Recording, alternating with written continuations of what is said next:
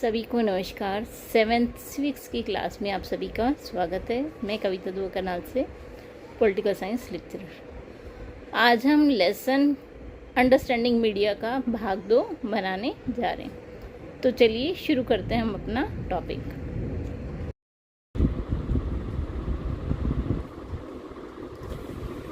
NCERT book 7th civics lesson 3 भाग 2। Lesson का नाम है अंडरस्टैंडिंग मीडिया।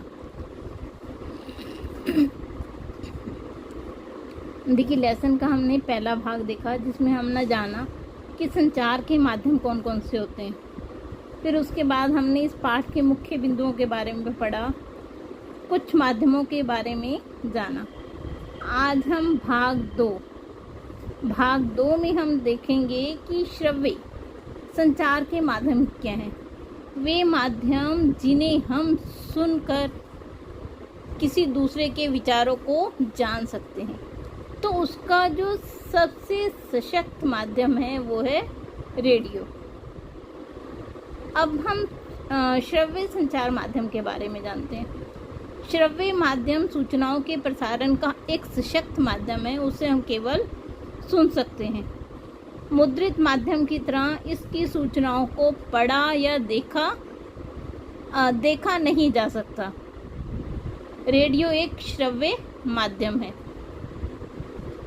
देखिए उससे आगे क्या कह रहा है। देखिए, रेडियो में हम सिर्फ आपने ऑन किया तो आप सिर्फ दूसरे की आवाज़ को सुन रहे हैं, उसके संदेश को सुन पा रहे हैं।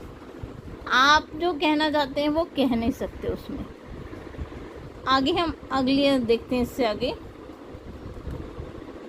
अब हम जानेंगे ऐसे माध्यम। देखिए इस तस्वीर में आपको दिख रहे होंगे कंप्यूटर। ये एक वाइट बोर्ड पे टीचर पढ़ा रही है बच्चे को। तो ये वो माध्यम है जिससे हम देख भी सकते हैं और सुन भी सकते हैं।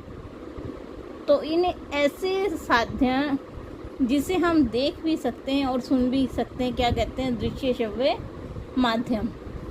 जैसे टीचर द्वारा बच्चों को पढ़ाना, आप टीवी पे कोई चीज़ देख रहे हैं, उसे देख भी रहे हैं और सुन भी रहे हैं। समाचारों को सुनते हैं, आप सीरियल्स देखते हैं टीवी पर। तो जो टीवी है, जो मोबाइल हैं आपके, ऐसे ही आपके जो कंप्यूटर्स हैं, वो सब दृश्य श्रव्य माध्यम का उदाहरण है। चलिए इससे आगे देखते हैं। अब हम जानेंगे कि संचार के माध्यमों का हमें लाभ क्या है। देखिए सबसे पहला लाभ क्या है। संचार के साधन जैसे मोबाइल, टीवी, फ़ोन, इंटरनेट आदि से दूरियां कम हो गई हैं। आप यहीं से बैठे बैठे अमेरिका फ़ोन लगाइए, ऑस्ट्रेलिया लगाइए, कनाडा लगाइए, किसी गांव में लगाइए, हज़ारों किलोमीटर दूर व्यक्ति जो बैठे हुए हैं उनसे आप संपर्क कर सकते हैं मोबाइल फ़ोन के माध्यम से, इंटरनेट के माध्यम से।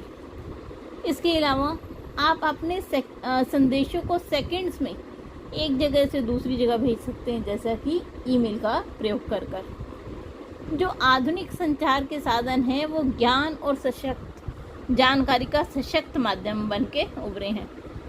इसके सहायता से आप गूगल देखिए खोलिए, जो भी आपको इन्फॉर्मेशन चाहिए डाल दे, क्लिक कीजिए, उसी टाइम डाटा आपके सामने अवेलेबल हो जाता है। चलिए इससे आगे देखते हैं। अब हम जान लेते हैं। देखिए हर चीज़ जिसका कुछ फ़ायदा है उसका नुकसान भी होता है।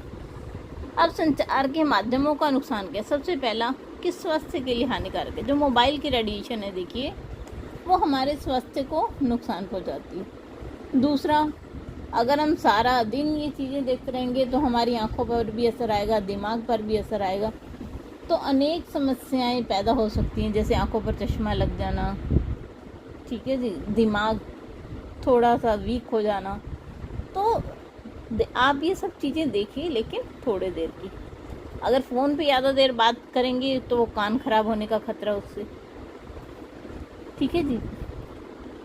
और तीसरी जो सबसे बड़ी हानि है वो क्या है कि जितना आप इन चीज़ों में व्यस्त होते जा रहे हैं आप वास्तविक जीवन से दूर हो रहे हैं, आप में सामाजिकता ख़त्म हो रही है। देखिए पहले लोग क्या थे कि बच्चे अपने माँ बाप के पास बैठते थे, दादा दादी से कहानियाँ सुनना, उनके पाँव दबाना, लेकिन आज वो प्रथा तो ख़त्म ही हो गया। हर कोई घर के एक कोने में फ़ोन लेकर बैठा होता है, तो ये इसकी हानियाँ हैं। चलिए अब हम आगे देखते हैं।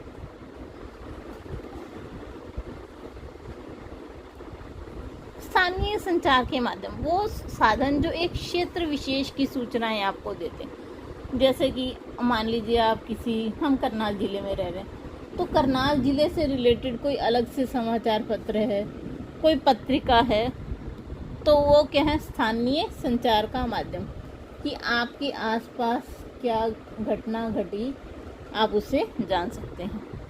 आगे देखते हैं इससे।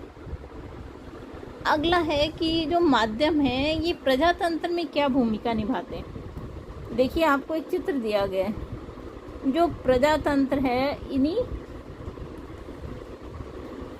अखबारों और मीडिया पर निर्भर है। चलिए अब देखते हैं प्रजातंत्र में उसकी भूमिका।